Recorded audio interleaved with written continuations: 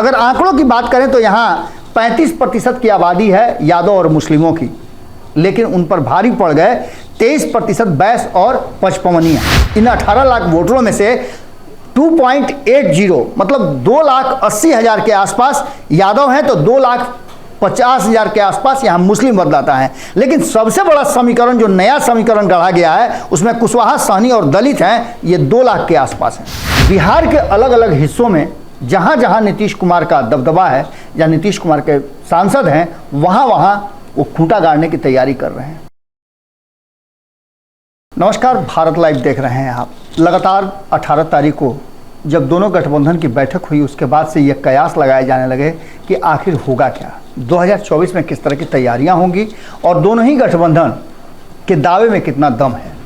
एक तरफ जहां इंडिया गठबंधन अभी भी संशय की स्थिति में है और कहा जा रहा है कि महाराष्ट्र की बैठक में बहुत कुछ फाइनल किया जाएगा, बहुत सारी चीज़ें हैं जिसको पटरी पर लाना है, लेकिन वहीं एनडीए गठबंधन जो है, जब 18 तारीख को बैठक हुई और प्रधानमंत्री नरेंद्र मोदी ने खुद लोगों का अभिवादन किया, उसमें सबसे महत्वपूर्ण और सबसे दर्शनीय जो रहा वो था बिहार के नेताओं से प्रधानमंत्री नरेंद्र मोदी की मुलाकात, जहां एक तरफ लोगों का अभिवादन ले रहे थे, अभिवादन स्वीकार कर रहे थे, वहीं जिस तरह से चिराग पासवान के साथ मिले, जीतन राम मांझी से उससे पहले भी मिल चुके थे और उस दिन भी मिले, जिस तरह से उन्होंने उपेंद्र कुशवाहा के साथ मुलाकात की, उसने कई कहानियों को जन्म दे दिया।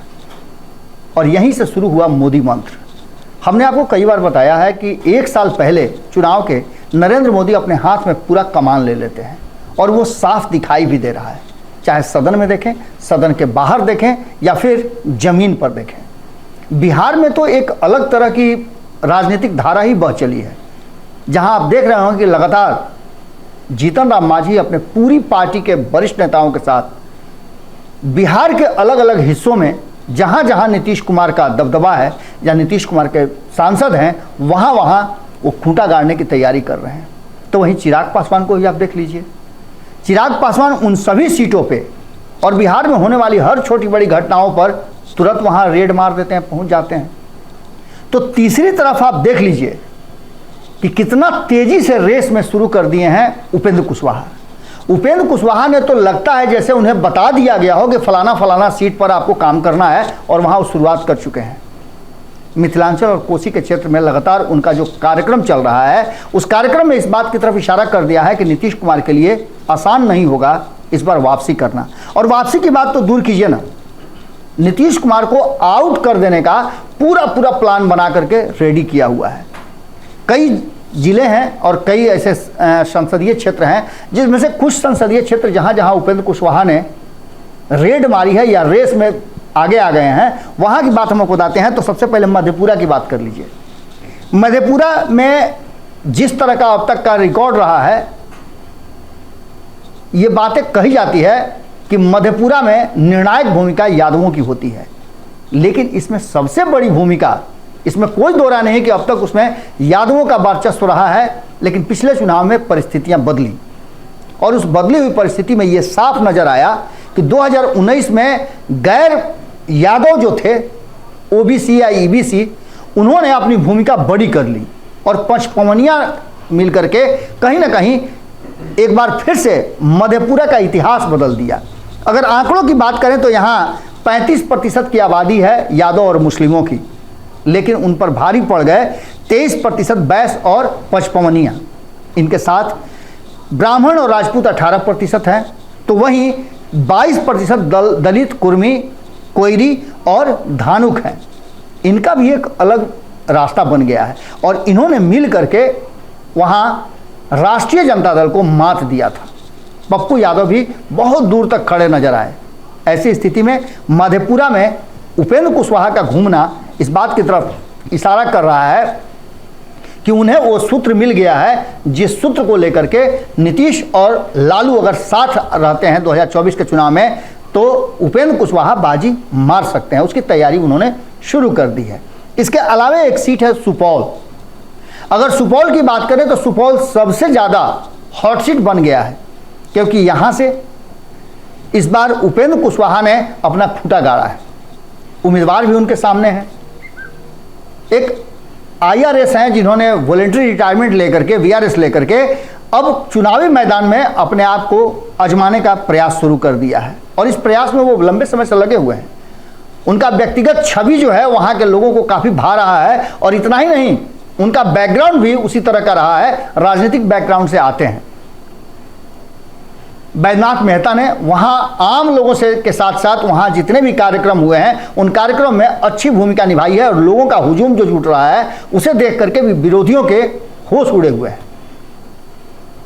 सुपौल में जब पिछले ही दिन कार्यक्रम चल रहा था, उस कार्यक्रम को देख करके आपको अंदाजा लग गया होगा कि वहाँ किस तरह से चीज़ों को पलटा जा सकता है। और 2024 के चुनाव में अगर भारतीय जनता पार्टी वहाँ उपेंद्र कुशवाहा को मौका देती है तो उपेंद्र कुशवाहा का अपना व्यक्तिगत वोट के साथ साथ भारतीय जनता पार्टी के कैडर वोट हैं और गैर यादव और सवर्ण मिल करके जहां दलितों की भी भागीदारी होगी और यहां पासा पलटा जा सकता है। आपको बता दें कि जब हमारी बातचीत हो रही थी तो बैजनाथ मेहता ने अपने हिसाब से जो चीज़ें बताई उसमें साफ लग रहा था कि एक चीज़ जो स्पष्ट है वो ये है कि उनको हर वर्ग के लोग पसंद कर रहे हैं क्योंकि उनकी छवि साफ सुथरी है और वो समाज के लिए कुछ करना चाहते हैं। वहीं अगर बात करें झंझारपुर की तो यहाँ भी जो समीकरण बदल रहा है उस समीकरण को लेकर के कहा जा रहा है कि उपेंद्र कुशवाहा और अन्य जो एनडीए के नेता हैं वो यहाँ भी बेहतर प्रदर्शन की तैयारी में लगे हुए हैं। यहाँ अगर समीकरणों की बात करें तो 18 लाख से ज़्यादा वोटर हैं।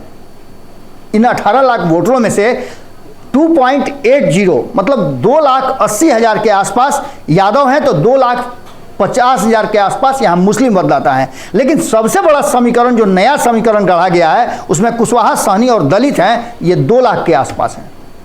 अगर नीतीश कुमार को मिला लिया जाए, कुशवाहा समाज को निश्चित रूप से आप समझ रहे होंगे कि वो लौकुश समीकरण से बाहर आकर के उपेंद्र कुशवाहा के साथ खड़े हैं और दूसरी तरफ सम्राट चौधरी ने उन्हें अपने खाते में कर लिया है। तो आपको पता है कि पूरी तरह से अब कुशवाहा समाज अपने लिए एक अलग जगह तलाश कर रहा है। ऐसी स्थिति में कुशवाहा, सहनी और दलित का ये 2 लाख वोटर जो हैं वो परिस्थितियों को बदल सकते हैं। तो वहीं गैर यादव पिछड़ा जातियों का वोट भी 3,50,000 है, ये भी निर्णायक भूमिका में है। और सवर्णों की बात करें तो यहाँ 2.5 यानी 2,50,000 सवर्ण वोटर हैं। वैश्य की बात करें तो 1,50,000 और दलित की बात करें तो 4 लाख दलितों का यहाँ वोट है जो निर्णायक भूमिका में है। और उपेंद्र कुशवाहा के साथ साथ अन्य जो एनडीए के घटक दल के नेता हैं वो वहाँ लगातार अपना प्रयास कर रहे हैं। ऐसी स्थिति में ये तीनों सीट जो नीतीश कुमार के पाले में है वो उनके हाथ से छटक सकती है और इसकी पूरी तैयारी मोदी मंत्र के द्वारा उपेंद्र कुशवाहा और अन्य नेता शुरू कर चुके हैं। आपको बता दें कि इसके आगे हम और भी कई सीटों की चर्चा करेंगे, लेकिन इस सीटों की जो चर्चा हमने की 3 सीटों की, इसको आप किस तरह से देखते हैं, आपकी प्रतिक्रिया क्या है, कमेंट बॉक्स में जरूर लिखिएगा। बहुत बहुत धन्यवाद।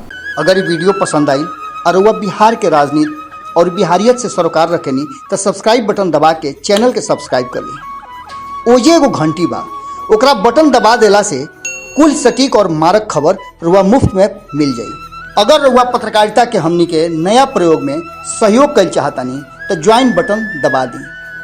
पेटीएम नंबर नोट कर ली 9386816700। धन्यवाद।